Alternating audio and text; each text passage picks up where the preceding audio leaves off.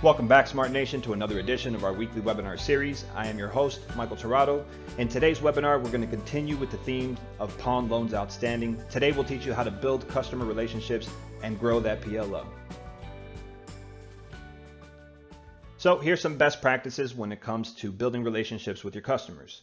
First and foremost, you want to be yourself, but be your best self. Always remain professional. It's okay to have fun with the customers, but remember, always provide the red carpet customer service. You also want to be an expert.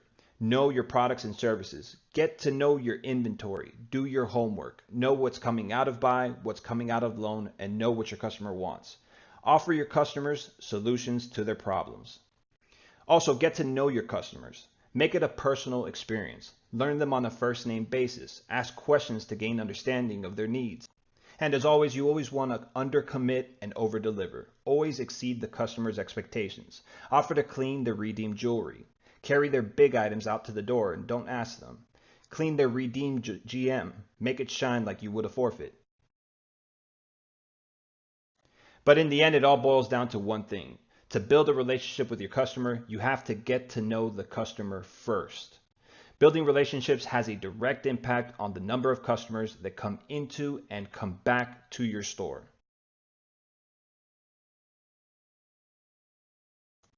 And by properly qualifying your customers, everyone wins.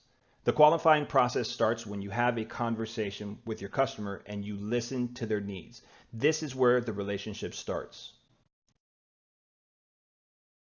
And relationship building also translates into your relationship selling process. This is the same process by which we work with every customer, whether they are buying, selling, or getting a loan. Service counts. Focus on the customer's needs.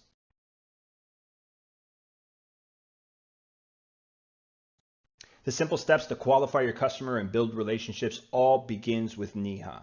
NEHA stands for needs, emotional attachment, history, and ability to repay. So let's go a little bit deeper and dive into what NEHA is. The N in NEHA stands for your customer's needs. Ask probing questions. How much money do you need? What do you need the money for? Gauging the customer's response to that simple probing question is an essential tool to determine the customer's true intent and needs. The E in NEHA stands for emotional attachment. Determine the customer's emotional attachment to the item. Did the customer buy the item at a garage sale, or was it a special gift from a special someone? The H in NEHA stands for the customer's history. Take the time to read the history in the computer correctly. Does the customer typically pick up their loans? Are all of their loans current? 6 active loans in 2 weeks and no payment? Are there signs that they may not be able to pay back the loans? And the A is the ability and willingness to repay. Does the customer want to pay off the pawn, and do they have a job or other means to pay off the loan?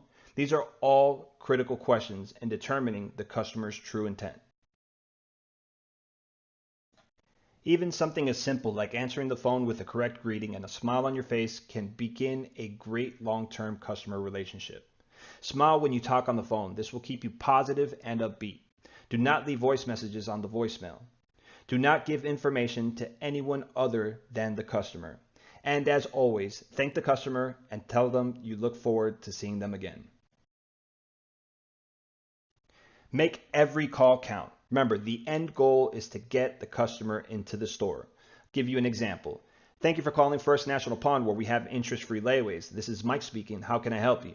So step 1 to making every call count is to answer the phone in 3 rings or less. Make it a priority and act with a sense of urgency. Step 2 is to smile when you're answering the phone. Customers can feel smiles on the other side. Step 3 is to use the current phone script. These will change often, so make sure you're always on the current one.